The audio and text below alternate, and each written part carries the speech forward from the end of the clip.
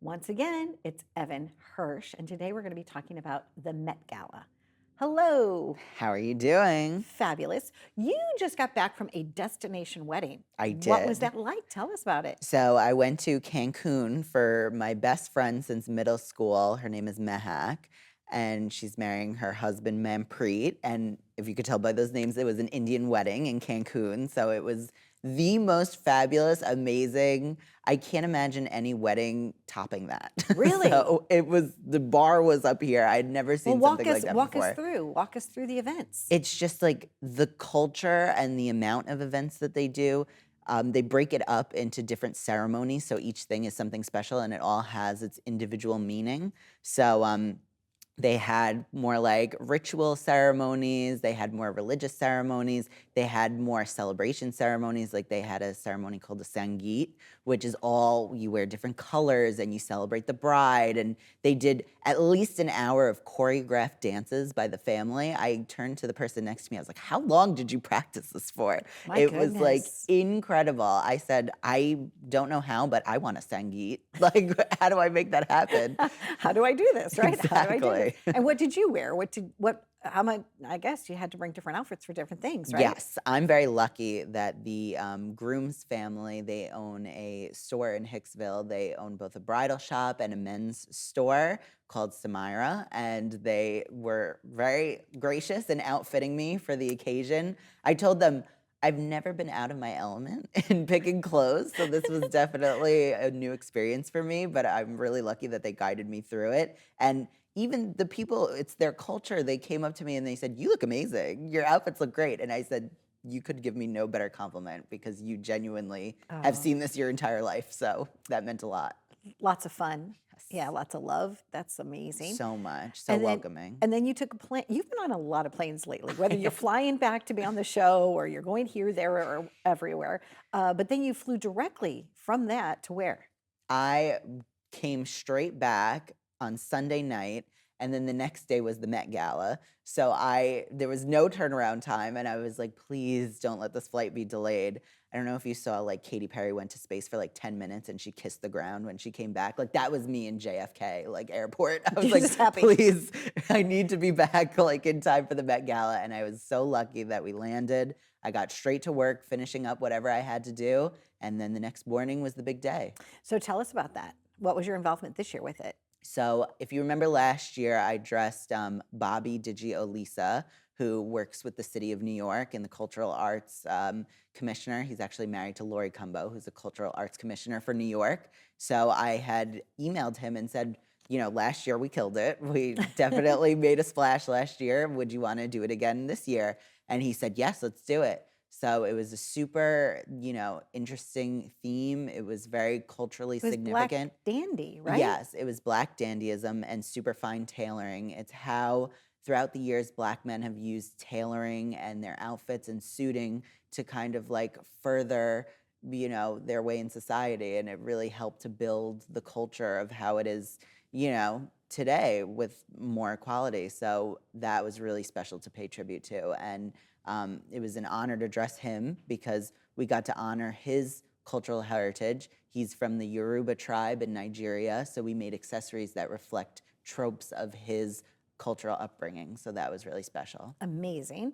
And it was very tailored, right? So sometimes you're working with like capes and transformational things. And, what was it like to work on this particular style for that? It was definitely a new experience for me because, as you know, and some of the audience might know, I mostly do dresses. I do gowns. I do a lot of draping, a lot of like flowy, kind of gowns that transform and whatnot. So tailoring wasn't always my strong suit. I was also lucky that we worked with a designer, Maximus Custom, who built the core tuxedo that he wore, and we kind of built upon that to make it more special for the Met Gala. But I learned a lot from them, and they are a bespoke tailor, so it really embodied the theme. Beautiful. Shoe wear this year was interesting. What did you see that impressed you or made you go, I don't know about that? There were definitely some very interesting like footwear choices, specifically for Bobby, who I dressed. Maximus Custom had the idea to like weave trim through the shoelaces of his shoe, which I thought was really cool, and I might be stealing that from Okay. like now on. But a lot of the looks were really interesting. I love Tiana Taylor's look. Like she had this fabulous look and obviously like sky high heels that went with it, which was really cool. Zendaya always looks incredible. I've been loving Chapel Roan and what she wears. Janelle Monáe was incredible. She kind of had like a reveal where she took her coat off and it had like a working monocle that like actually spun and told time. It was really amazing. Weather. How did the weather affect the arrivals this year? It was really tricky because it was pouring rain. I was not expecting it. I guess because I was in Cancun, I wasn't looking at the weather report. So I was like, oh, it's May. It must be great. But when I showed up, it was pouring rain. And I remember we had to have at least like 3 umbrellas on hand to get him from the actual venue to the car so that he could go off to his next place. But I was seeing everybody was having the same problem. So many assistants were like carrying trains so they wouldn't like dip into puddles in the middle of the street. So, I mean, I guess it's to be expected. There have been many a rainy Met Gala, but this was really a downpour. It absolutely was. I was excited for you because I know how much this means to you, right? Fashion is everything for you, right? 100%.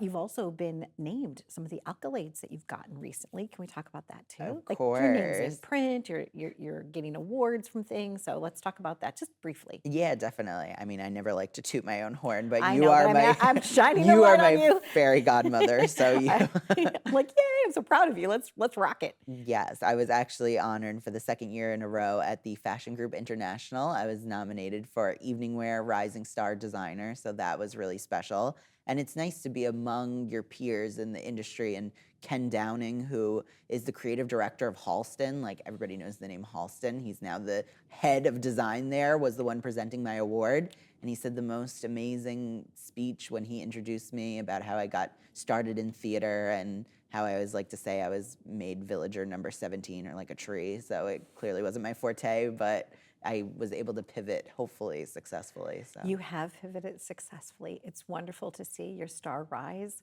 along all the other things that you're involved in, Evan. I'm so delighted to know you. Always excited to find out what's on the forefront. I didn't really know anything about fashion. Like the first time I went to a black tie event here in Long Island, because I moved from St. Louis, obviously, I didn't know what to wear. I didn't, and I struggled with it, right?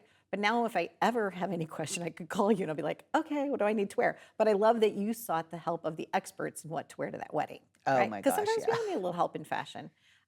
Thank you for being here. Thank you. You're, And know you're always my first call. Whenever something ah, good happens, I I know. always have to tell I Donna. like that. I like that. It makes my heart, just like go pitter pat because it's just, it's joyful. It's joyful to see all of your dreams come true. I knew from the moment that I met you that you were something unique and special and obviously a star, but it's really cool when the whole world is saying that. So Evan Hirsch, you have your own label, you have your own trajectory, and it's just fun to be a little bit of a part of that. So A nice big to see you part. again. There you go. We hope you enjoyed our visit once again. And if you've been watching Evan's career rise over the last 5 years that we've known him, it's outstanding. And stay tuned for more. We're living it up right here.